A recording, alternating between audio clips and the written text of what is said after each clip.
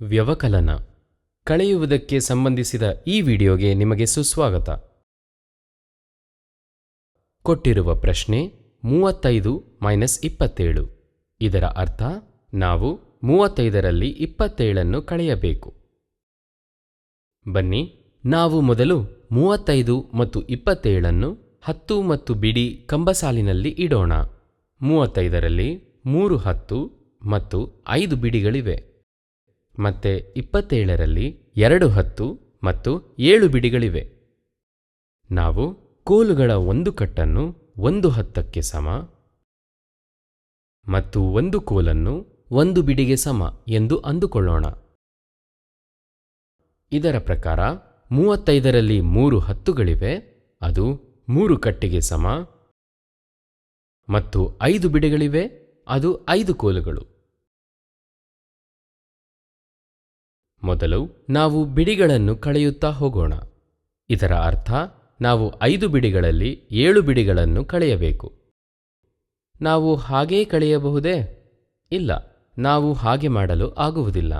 ಮತ್ತು ಇದೇ ಕಾರಣಕ್ಕೆ ನಾವು 10ರ ಕಂಬಸಾಲಿನಿಂದ ದಶಕವನ್ನು ಸಾಲವಾಗಿ ಪಡೆಯಬೇಕು.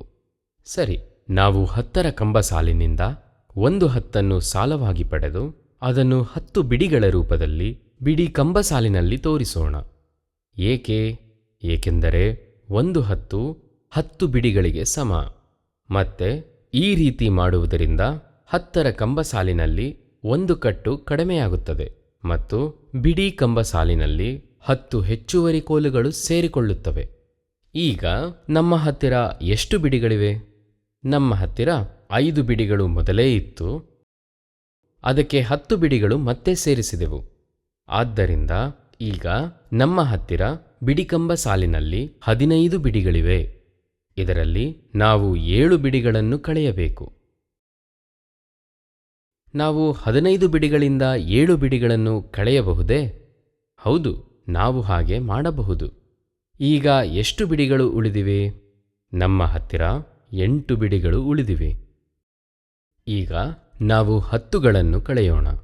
ನಾವು 2 10ರಲ್ಲಿ 2 10ನ್ನು ಕಳೆಯಬೇಕಾಗಿರುವುದರಿಂದ ಈಗ ನಮ್ಮ ಹತ್ತಿರ ಯಾವುದೇ 10 ಉಳಿದಿಲ್ಲ. ಇದರ ಅರ್ಥ 35ರಲ್ಲಿ 27 ಕಳೆದರೆ 8 ಸಿಗುತ್ತದೆ.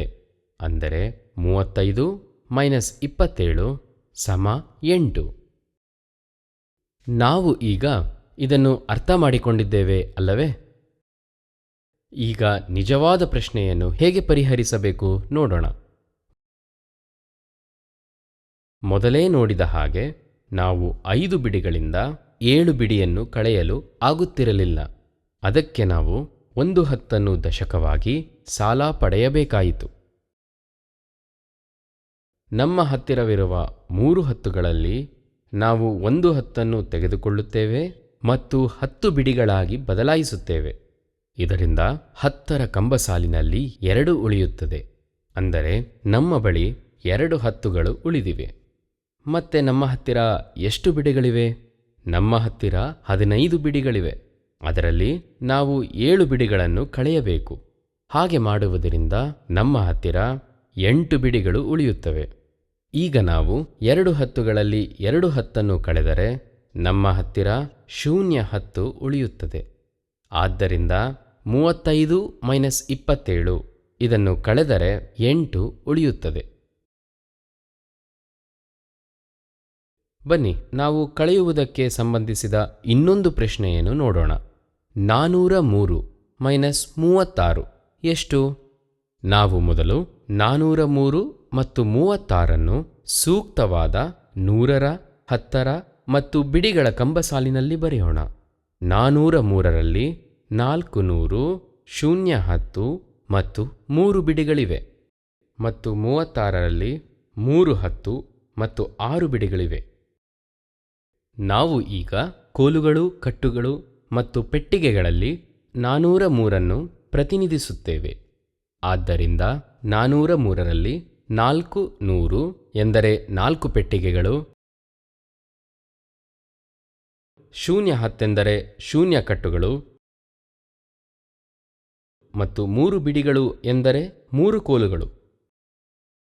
36ರಲ್ಲಿ 3 ಹತ್ತುಗಳು ಮತ್ತು 6 ಬಿಡಿಗಳಿವೆ. ಬಿಡಿಗಳಿಂದ ಪ್ರಾರಂಭ ಮಾಡುತ್ತಾ ನಾವು 3 ಬಿಡಿಗಳಿಂದ 6 ಬಿಡಿಗಳನ್ನು ಕಳೆಯಬೇಕು. ಆದರೆ ನಮಗೆ ಹಾಗೆ ಮಾಡಲು ಸಾಧ್ಯವಿಲ್ಲವೆಂದು ಗೊತ್ತು. ಮತ್ತೆ ನಾವು ಏನು ಮಾಡಬೇಕು? ಹೇಗೆ ನಾವು ಹಿಂದಿನ ಪ್ರಶ್ನೆ ಬಗೆಹರಿಸಿದೆವೋ ಹಾಗೆ ನಾವು 10ರ ಕಂಬಸಾಲಿನಿಂದ ಬಿಡಿ ಕಂಬಸಾಲಿಗೆ ದಶಕವನ್ನು ಸಾಲವಾಗಿ ಪಡೆಯಬೇಕು. ಆದರೆ 10ರ ಕಂಬಸಾಲು ಖಾಲಿ ಇದೆ. ಈಗ ಏನು ಮಾಡುವುದು? ನಾವು ಈಗ 10ರ ಕಂಬಸಾಲಿನಿಂದ ಮುಂದೆ ಹೋಗಿ 100ರ ಕಂಬಸಾಲಿನಿಂದ ಸಾಲವಾಗಿ ಪಡೆಯಬೇಕು. ನಾವು 100 ಸಾಲ ತೆಗೆದುಕೊಂಡರೆ ಆ 100 ವಾಸ್ತವದಲ್ಲಿ 10 ಹತ್ತುಗಳಿಗೆ ಸಮ. ಆದ್ದರಿಂದ ನಾವು ಒಂದು ಪೆಟ್ಟಿಗೆಯನ್ನು 100ರ ಕಂಬಸಾಲಿನಿಂದ ತೆಗೆದುಹಾಕೋಣ. ಮತ್ತೆ ಅದನ್ನು 10 ಕಟ್ಟುಗಳಾಗಿ ಬದಲಾಯಿಸಿ 10ರ ಕಂಬಸಾಲಿನಲ್ಲಿ ಇಡೋಣ. ಇದು 10 ಹತ್ತುಗಳನ್ನು ಪ್ರತಿನಿಧಿಸುತ್ತದೆ. ಈಗ ನಮ್ಮಲ್ಲಿ ಕೇವಲ 3 ನೂರುಗಳಿವೆ.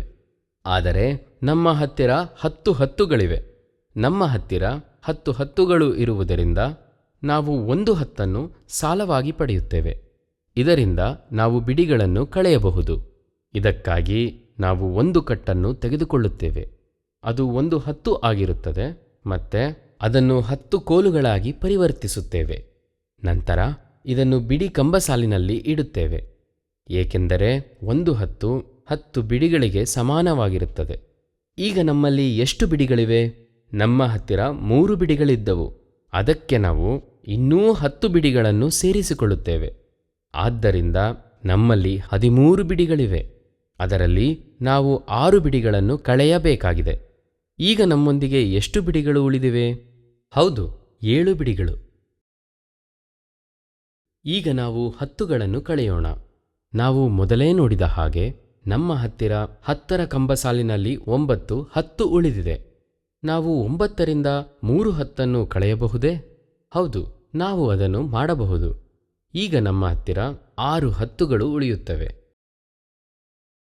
ಅಂತಿಮವಾಗಿ 100ನ್ನು ಕಳೆಯಿರಿ. ನಮ್ಮಲ್ಲಿ 3 ನೂರುಗಳಿವೆ.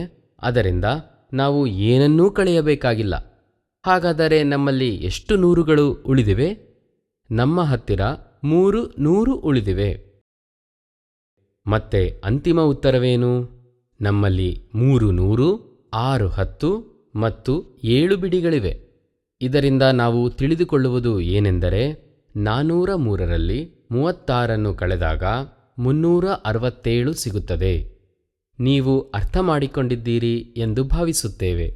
ಬನ್ನಿ, ನಿಜವಾದ ಪ್ರಶ್ನೆಯನ್ನು ಹೇಗೆ ಪರಿಹರಿಸಬೇಕೆಂದು ನೋಡೋಣ. ಕೊಟ್ಟಿರುವ ಪ್ರಶ್ನೆ 403ರಲ್ಲಿ 36ನ್ನು ಕಳೆಯಬೇಕು. ಬಿಡಿಗಳನ್ನು ಕಳೆಯುವ ಮೂಲಕ ಪ್ರಾರಂಭಿಸೋಣ. ನಾವು ಮೊದಲೇ ನೋಡಿದ್ದೆವು 3 ಬಿಡಿಗಳಿಂದ 6 ಬಿಡಿಗಳನ್ನು ಕಳೆಯಲು ಸಾಧ್ಯವಿಲ್ಲ ಎಂದು. ಆದ್ದರಿಂದ ನಾವು 10ರ ಕಂಬಸಾಲಿನಿಂದ ಸಾಲವನ್ನು ಪಡೆಯಬೇಕಾಗಿದೆ. ಆದರೆ 10ರ ಕಂಬಸಾಲಿನಲ್ಲಿ ಶೂನ್ಯ ಇರುವುದರಿಂದ ನಾವು ಮುಂದೆ ಇರುವ 100ರ ಕಂಬಸಾಲಿನಿಂದ ಸಾಲ ಪಡೆಯಬೇಕಾಗುತ್ತದೆ. ಮತ್ತೆ ನಮ್ಮಲ್ಲಿ 400 ಇದ್ದು ಅದರಿಂದ ನಾವು 100 ಸಾಲ ಪಡೆದು ಅದನ್ನು 10 ಹತ್ತಾಗಿ ಪರಿವರ್ತಿಸಬೇಕು. ಆದ್ದರಿಂದ ಈಗ ನೀವು ನೋಡಬಹುದು, ನಮ್ಮ ಹತ್ತಿರ 3 ನೂರು ಉಳಿದಿವೆ. ಆದರೆ ನಮ್ಮಲ್ಲಿ 10 ಹತ್ತುಗಳಿವೆ. ಈಗ ನಮ್ಮ ಹತ್ತಿರ ಸಾಲ ಪಡೆಯಲು ಸಾಕಷ್ಟು ಹತ್ತುಗಳನ್ನು ಹೊಂದಿದ್ದೇವೆ. ಆದ್ದರಿಂದ ನಾವು 10ರ ಕಂಬಸಾಲಿನಿಂದ 1 ಹತ್ತನ್ನು ಸಾಲ ಪಡೆದುಕೊಂಡು ಮತ್ತೆ ಅದನ್ನು 10 ಬಿಡಿಗಳಾಗಿ ಪರಿವರ್ತಿಸುತ್ತೇವೆ. ನಮ್ಮಲ್ಲಿ ಈಗ 9 ಹತ್ತುಗಳು ಉಳಿದಿವೆ ಮತ್ತು ನಮಗೆ ಇನ್ನೂ 10 ಬಿಡಿಗಳಿವೆ. ಆದ್ದರಿಂದ ಈಗ ನಾವು 13 ಬಿಡಿಗಳನ್ನು ಹೊಂದಿದ್ದೇವೆ. ನಾವು 13 ಬಿಡಿಗಳಿಂದ 6 ಬಿಡಿಗಳನ್ನು ಸುಲಭವಾಗಿ ಕಳೆಯಬಹುದು. ಹಾಗಾದರೆ ನಮ್ಮೊಂದಿಗೆ ಎಷ್ಟು ಬಿಡಿಗಳು ಉಳಿದಿವೆ? ನಮ್ಮಲ್ಲಿ ಈಗ 7 ಬಿಡಿಗಳು ಉಳಿದಿವೆ. ಈಗ ನಾವು ಹತ್ತುಗಳನ್ನು ಕಳೆಯಬೇಕು. ನೀವು ನೋಡಬಹುದು, 9 10ರಿಂದ 3 ಹತ್ತನ್ನು ಕಳೆಯಬೇಕಾಗಿದೆ ಮತ್ತು ಅದರ ಉತ್ತರ 6 ಹತ್ತು. ಸರಿ, ಈಗ 100 ಕಳೆಯೋಣ. 3 ನೂರುಗಳಿಂದ ಕಳೆಯಲು ಯಾವುದೇ 100 ಇಲ್ಲ. ಆದ್ದರಿಂದ ನಮ್ಮ ಹತ್ತಿರ 3 ನೂರು ಉಳಿದಿದೆ. ನಾವು ನೋಡಿದಂತೆ 403ರಲ್ಲಿ 36 ಕಳೆದರೆ ಎಷ್ಟು? ಅದು 367.